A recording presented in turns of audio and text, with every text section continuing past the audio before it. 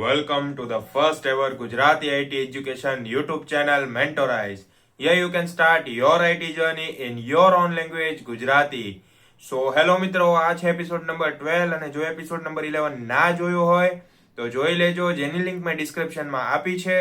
અને તેમાં આપણે લોજિકલ ઓપરેટર ભણી ગયા અને તે કઈ રીતે લાઈવ પ્રોગ્રામિંગ તેની કરી શકાય એ પણ મેં સમજાવ્યું છે, એ પણ ડીપ એક્સપ્લેનેશન સાથે. જો એ એપિસોડ ના જોયો હોય તો એકવાર જરૂરથી જોઈ લેજો.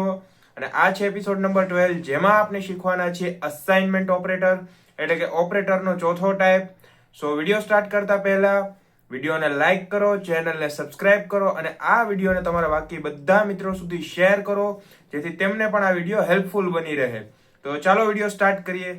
સો આપણે કમ્પાઇલર ઓપન કરી લીધું છે. જો તમે પણ કમ્પાઇલર ઓપન ના કર્યું હોય તો કરી લેજો તમારા મોબાઈલ અથવા લેપટોપ પર. હવે આપણે સ્ટાર્ટ કરીએ છીએ અસાઇનમેન્ટ ઓપરેટર. સો સ્ટાર્ટ કરતા પહેલા હું તમને ઇઝી વેમાં સમજાવી દઉં કે અસાઇનમેન્ટ ઓપરેટર શું છે. સો અસાઇનમેન્ટ ઓપરેટર એટલે કે કોઈ પણ વેરિયેબલને તેની વેલ્યુ પ્રોવાઈડ કરવામાં આવે, અસાઇન કરવામાં આવે, તેને અસાઇનમેન્ટ ઓપરેટર કહેવાય છે. જેમાં ઘણા બધા ટાઈપ છે અસાઇનમેન્ટ ઓપરેટરમાં. જેમાં તમે જોઈ શકો છો, ફર્સ્ટ છે સિમ્પલ અસાઇનમેન્ટ, કે જે વેલ્યુ તમે આપો છો એ ડાયરેક્ટ આપી દો. ત્યારબાદ છે એડ એન્ડ અસાઇન, જેમ કે તમે સેલેરીમાં બોનસ પણ એડ કરીને આપતા હોય તો એડ કર્યું પછી આપ્યું, so add and assign. Subtract and assign, એટલે કે તમારી સેલેરી, આ લીવ તમારી કપાણી છે, જે 2-3 લીવ તમે મહિનામાં લીધી હોય અને પછી તમારી સેલેરી આપે તમને લીવ કાપીને, સો એને કહેવાય સબસ્ટ્રેક્ટ એન્ડ અસાઇન. ત્યારબાદ છે મલ્ટીપ્લાય એન્ડ અસાઇન, એટલે કે તમારું કોઈ કામ હોય કે તમે જે 5 વ્યક્તિનું કામ તમે કરી દીધું હોય અને તમારી સેલરી તમને 5 વ્યક્તિ બરાબર આપવી હોય તેને, તો તમારી એક જણાની સેલેરીને 5 વડે ગુણ્યા કરશે, ત્યારબાદ એ સેલેરી તમને આપશે. તો 5 ગણી સેલેરી મળી. તો વેલ્યુ મળતા પહેલા તેને ઇક્વલ અથવા મલ્ટીપ્લાય અથવા માઇનસ કરી શકાય છે. અને લાસ્ટ છે ડિવાઈડ એન્ડ અસાઇન, એટલે કે કોઈ વર્ક આપ્યું હોય, તમારું 10 જણાનું વર્ક હોય, 5 જ જણા છો તમે, તો 2 વર્ક તમારા 1 પર્સનના ભાગમાં આવશે. તો એ વર્કને ડિવાઈડ કર્યું, ત્યારબાદ તમને આપ્યું. ડાયરેક્ટ વર્ક આપીને તો ડિવાઈડ નથી કર્યું ને. સો પહેલા 2 વર્ક આપી દીધા 1 પર્સનને, એટલે કે 10 વર્ક હોય એ 5 પર્સનમાં પતી જાય. સો ત્યારબાદ જ વેલ્યુ આપી તમને. સો એમ ના સમજ પડી હોય તો હવે આપણે પ્રોગ્રામિંગ પણ દેખાડીએ છીએ તમને, સ્ટાર્ટ કરીએ છીએ. તો વિડીયોને લાઈક કરી દેજો જો ના કર્યું હોય તો. સો ફર્સ્ટ ઓફ ઓલ આપણે લેશું એક ડેટા ટાઈપ અને વેરિયેબલ. સો 2 વેરિયેબલ જોશે આપણે અહીંયા કે એક, એ પણ તમે જોઈ લેજો. સો અહીંયા આપણે ફર્સ્ટ લઈએ છીએ ઇન્ટીજર, કેપિટલ ના કરતા સ્મોલમાં જ કરવાનું છે. Integer A is equal to, આપણે અત્યારે વેલ્યુ એને 5 આપી દઈએ છીએ, અને સેમિકોલન. સેમિકોલન કરવું ફરજિયાત છે, જો નહીં કરો તો એરર આવશે. ઓકે, સો હવે પ્રિન્ટ કરવાનું છે આપણે. તો અહીંયા આપણે પર્સેન્ટેજ ડી લેશું. કેમ? કારણ કે કોઈ પણ વેલ્યુ તમે એને આઉટપુટ માંગતા હો અને તે વેલ્યુને શું રિટર્ન કરવું, મતલબમાં તમારે આલ્ફાબેટ જોતા છે, નંબર જોતા છે, પોઈન્ટમાં નંબર જોઈએ છે કે મોટા પોઈન્ટમાં નંબર જોઈએ છે, એ તમારે એને સ્પેસિફિકલી કહેવું પડે કે મારે આ વસ્તુ રિટર્નમાં જોતી છે. તો તમારે ઇન્ટીજર જોઈએ છે તો શું યુઝ કરવું પડશે? Percentage D. જો કેરેક્ટરમાં જોતું હોત, એલ્ફાબેટમાં જોતું હોત તો પર્સેન્ટેજ સી. ડબલમાં જોઈએ તો પર્સેન્ટેજ એલ એફ, અને ફ્લોટમાં જોઈએ તો પર્સેન્ટેજ એફ. સો અહીં આપણે શું લખશું? Percentage D. સો અહીં લઈ લઈએ પર્સેન્ટેજની સાઇન. ત્યારબાદ બહાર નીકળીને અલ્પવિરામને હવે આપણે શું પ્રિન્ટ કરાવવાનું છે એ લખવાનું છે. તો પ્રિન્ટ આપણે એની વેલ્યુ કરાવશું. સો અહીં લખશું એ. લખાઈ ગયું.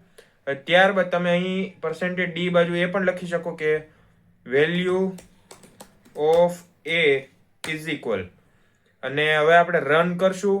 એને ડાયરેક્ટ આપણે વેલ્યુ અસાઇન કરી છે જે 5 છે. સો અહીં તમે જોઈ શકો છો કે value of A is equal to 5. અહીં કોઈ ચેન્જીસ નથી. કેમ? કેમ કે નથી અહીંયા પ્લસ ઇક્વલ કે નથી minus equal. Direct value assign કરી છે, તો નો એની ફેરફાર. લાઈક ના સમજાતું હોય તો કોઈ વાંધો નહીં, આગળ તમને સમજાશે શું કરી રહ્યો છું, ધ્યાન દેજો. સો હવે અહીં છે આપણે ઇન્ટીજર A5 ડાયરેક્ટ લઈ લીધી, ડાયરેક્ટ વેલ્યુ અસાઇન થઈ ગઈ. કોઈ ફેરફાર કર્યો નથી, કોઈ ચેન્જીસ નથી આમાં. સો હવે આપણે ચેન્જીસ કરશું, જે બીજું લેશે એડ એન્ડ અસાઇન, કે વેલ્યુ જે પહેલા આપવાના છો તમે તેને ઇન્ક્રીઝ કરો ત્યારબાદ અસાઇન કરો. તો એ પણ હું તમને બતાવું. તો અહીં તમે લખ્યું છે a = 5. તો હવે એને તમે ઇન્ક્રીઝ કરશો કે નહીં કરશો ને? તો ત્યારબાદ અહીંયા આપણે એન્ટર આપીને લઈ લઈએ છીએ a. હવે પ્લસ કરીને વેલ્યુ આપવી છે, તો પ્લસ ઇક્વલ અને 5 અને સેમિકોલન.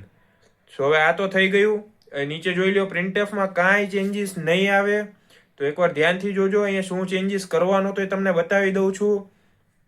ફર્સ્ટ ઓફ ઓલ, તમે એની જે ડિફોલ્ટ વેલ્યુ આપી હતી 5 એ રહેવા દેવાની છે, એમાં કોઈ ચેન્જીસ નહીં થાય. ત્યારબાદ નીચેની લાઈન એન્ટર આપીને લેવાનું છે a + = 5. એટલે કે એની જે વેલ્યુ છે એમાં 5 ઉમેરવાના છે. તો એની વેલ્યુ પહેલેથી 5 છે. સો a પ્લસ એટલે કે a બરાબર 5 છે, તો એમાં પ્લસ કરો 5 અને ઇક્વલ આપો એટલે કે a + = 5 અને અહીં સેમિકોલન આપી દીધી. જો નહીં આપો તો એરર આવશે. રન કરીએ તો વેલ્યુ આવશે એની 10. સો આવી ગઈ 10. Value of a = 10. કેમ? કારણ કે પહેલા એની વેલ્યુ 5 હતી, ત્યારબાદ તમે એમાં 5 ઉમેરાવી એટલે કે પ્લસ ઇક્વલ કર્યું જ્યારે, તો વેલ્યુ ઇન્ક્રીઝ થઈને પ્રિન્ટ થઈ. સો હવે તમે એમ કરી શકો કે કોઈ વેબસાઇટ છે જેમાં તમે કોઈ પ્રોડક્ટના પ્રાઇસ વધારવા માંગો છો, તો તમે શું કરશો? તેનો જે નોર્મલ પ્રાઇસ છે પહેલાનો એ રહેવા દેશો, પણ એમાં જે તમારો નવો પ્રાઇસ ઉમેરવાનો છે એમાં કેટલી કિંમત ઘટે છે એ એડ કરશો એટલે નવો પ્રાઇસ ઓટોમેટિક સેટ થઈ જશે. ઓકે. સો ત્યારબાદ હવે આપણે જોઈએ -= એટલે કે સબસ્ટ્રેક્ટ એન્ડ અસાઇન, જે થર્ડ છે. સો એમાં પહેલા માઇનસ કરવાનું આવશે, ત્યારબાદ ઇક્વલ આપવામાં આવશે. તો એની વેલ્યુ 5 છે, તો આપણે અહીંથી માઇનસ કરી દઈએ. અને કેટલા માઇનસ કરશું? તો 2. ઓકે, આ તો એક્ઝામ્પલ માટે લઉં છું 2.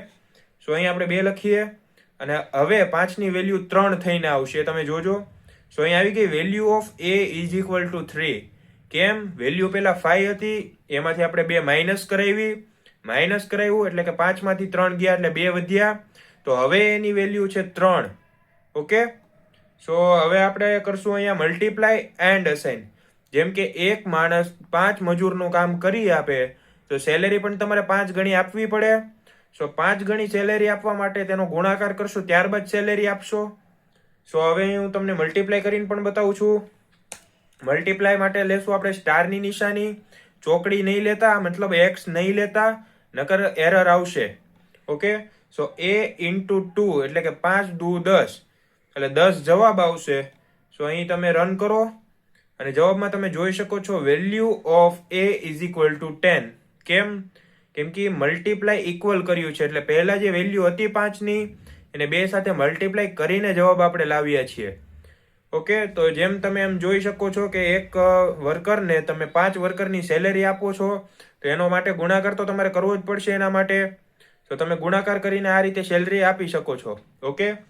અને ત્યારબાદ છે લાસ્ટ એટલે કે ડિવાઈડ એન્ડ અસાઇન. સો એ પણ આપણે પરફોર્મ કરી લઈએ.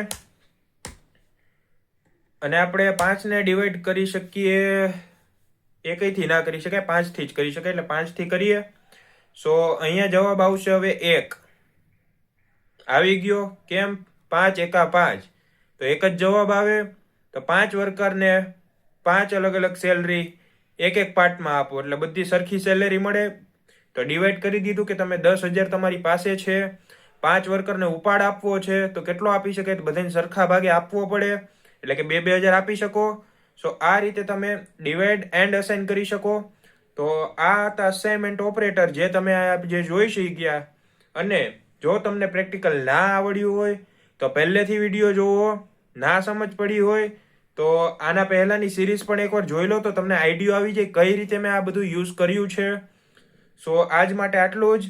મળીએ નેક્સ્ટ એપિસોડમાં. જો વિડીયો ગમ્યો હોય તો લાઈક કરો, ચેનલને સબસ્ક્રાઇબ કરો અને આ વિડીયો તમારા મિત્રોને શેર કરો.